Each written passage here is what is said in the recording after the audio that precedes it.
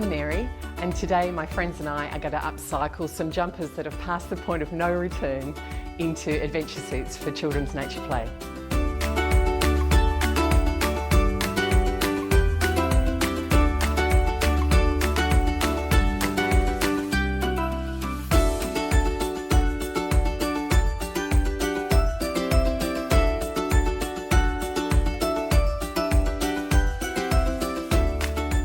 Our first step is to find a woolen jumper that might be in your cupboard or at the op shop that maybe is a little bit too felted, or perhaps you just don't like to wear it anymore, something that we can use that's made of wool. So this one's got a hole in the shoulder. I reckon we could mend that easily. And it's been nibbled by moths. We could easily decorate that with a patch, cover those holes.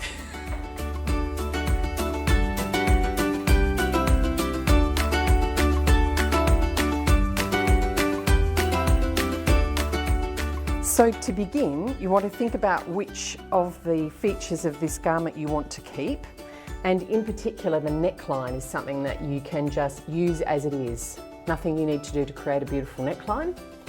And then to decide on exactly how big your garment needs to be, you can choose a garment that fits your child or is perhaps a little bit bigger than your child is right now, remembering that this will be winter wear and we might be looking into the future.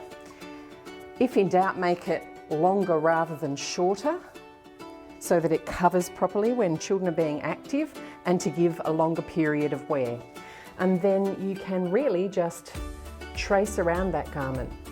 Remembering that if you want to turn the edges over, you need to leave a little bit of space. I'm just tracing it around it with a soft pencil. Doesn't have to be fussy as long as you can see that line. And I might continue it all the way to the hem. And if my child were here, I could try that on and say, do you like it like that, like a dress, or is that too long? And then take it up if it is too long. So I've got the start there of my garment just traced out, and I can check and see I've got one shoulder that's wider and one that's narrower. It looks like I might need to just make that a little bit more even before I start cutting and sewing. Okay, so this jumper may be a little bit on the small side for two garments unless they're for a very small person, but I'd be aiming to see if I can get a vest. I've got to leave a seam allowance, so I'm going to cut about 1 centimetre outside of the line I've drawn so that I can join it together. And you don't need to worry too much about cutting knits. People tend to think that they unravel as soon as you apply a pair of scissors, and it's just not true, especially with something like this that's been felted.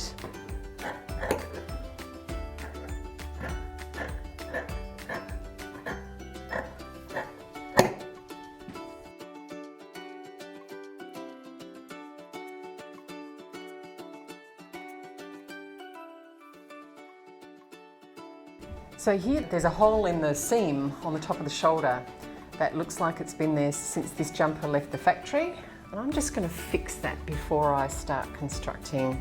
So all I'm going to do is line up the seams, the edges there, and stitch.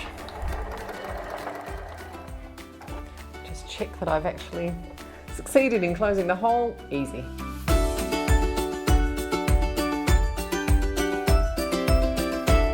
Now I've turned my jumper inside out so that I can stitch the long side seams. And I've started by just matching up the underarms, and I'm going to pin them across the seam.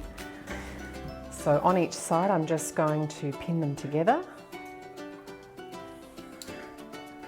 These are not quite the same shape, so I'm going to follow the line of the smallest piece. And I'm considering that this might be a bit long, and because the front is longer than the back, that's a look that just about nobody likes to wear. It's not convenient, doesn't work very well. I'm thinking I might cut that off, but I'll do that after I've sewed these side seams. This fabric's been felted, so it will stretch a little. So I'm going to use a zigzag to make that seam. Remember, I've left myself 1 centimetre by way of seam allowance, so I'm just going to make that seam 1 centimetre in from the edge.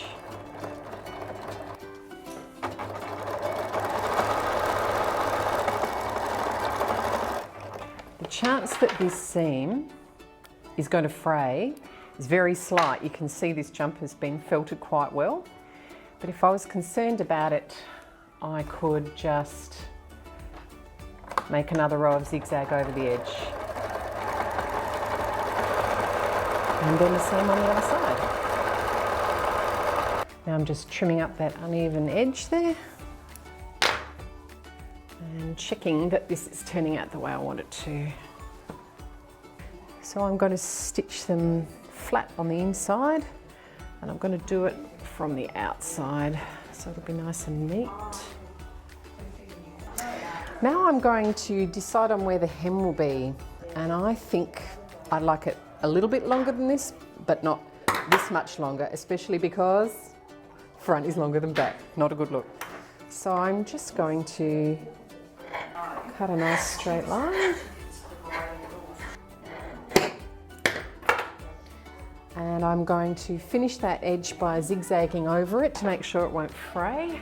I know that it won't fray.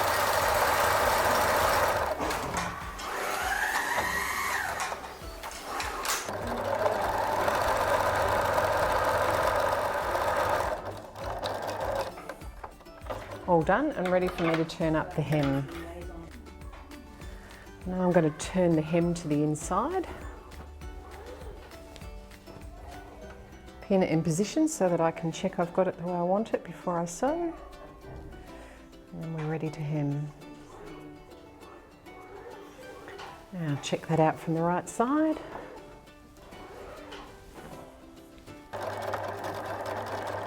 I'm stretching the fabric very slightly as I go, just to make sure that it will match up on the inside and the outside.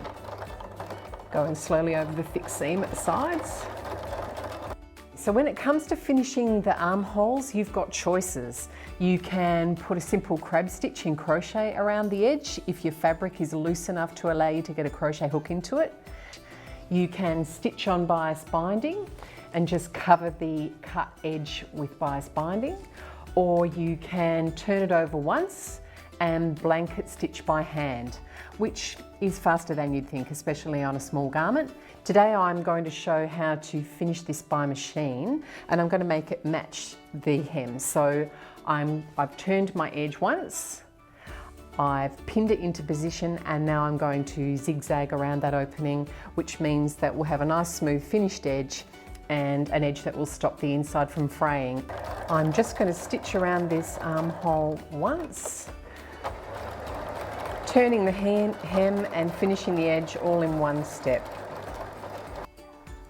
So you can see that edge has been turned and finished. Now for the other one.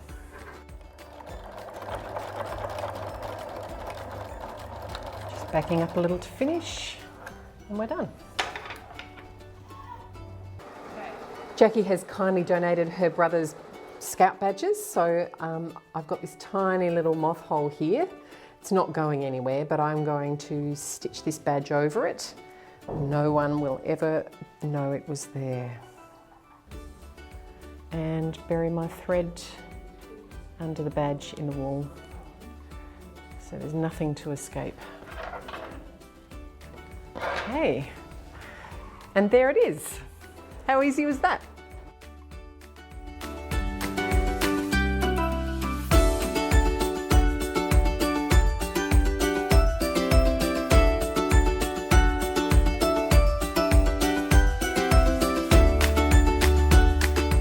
So these are the sort of pants we're going to do. They are the simplest to make. It requires just 2 cuts and 1 simple sewing to join the 2 legs together.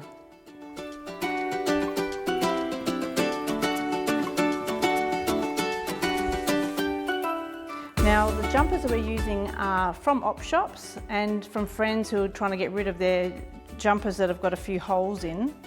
They are from the men's section, so they've got very nice long arms to turn into the leggings for the kids, for the outdoor suits.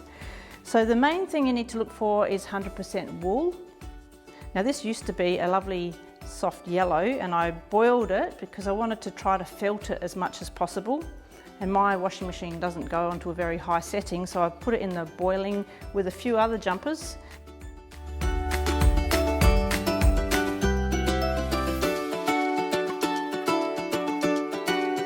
We've got the sleeve and we've got the pair of pants turned inside out, laid down on the sleeve, and just work out where it's going to fit, leaving enough room for the seam allowance.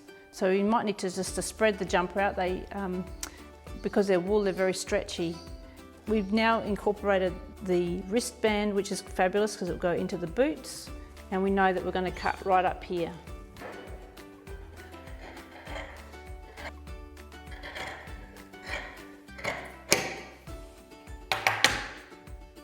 And now the other side. So we can use what we've just cut out and lay that on the opposite sleeve, spreading it out so that it is looking like that. That's great.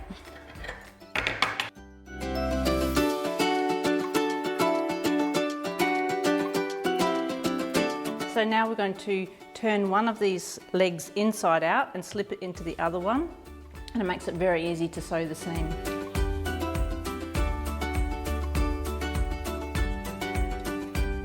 We just pinned the central part of the crutch.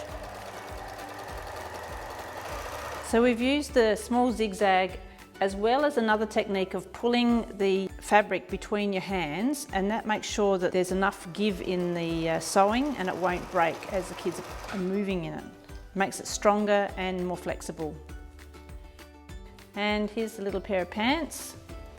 Ready for action nearly. We just got to do the elastic waistband. We've got a few ideas about how to do that as well.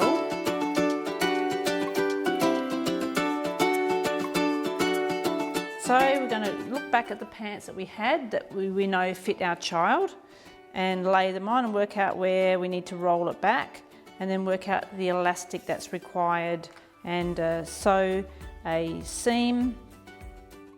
At this point, we've turned it over, the seam for the waistband.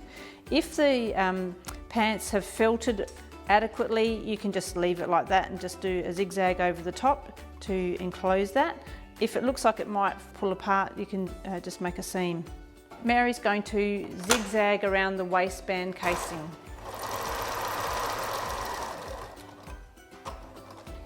So just leaving a gap, not joining it all up, so that she can get the elastic in. So threading the elastic, you can use a wool needle, the lovely big eye, or you could use a safety pin or a bobby pin, like a hairpin. So with the elastic, we make sure that you test it on the child first to get the right amount. And if they're not available, just make sure you leave extra than you'd normally use. Okay, so once you've got the elastic in, and you've made it adjustable by just tying a knot, you can keep wearing them. The child can keep wearing them for years and years and years, because as they get taller, they can still wear their gum boots, and the pants will still be fine. They last and last. So now, instead of having a jumper that's shrunk and isn't good to wear anymore, we've got two fabulous little garments for a small person who likes to play outside.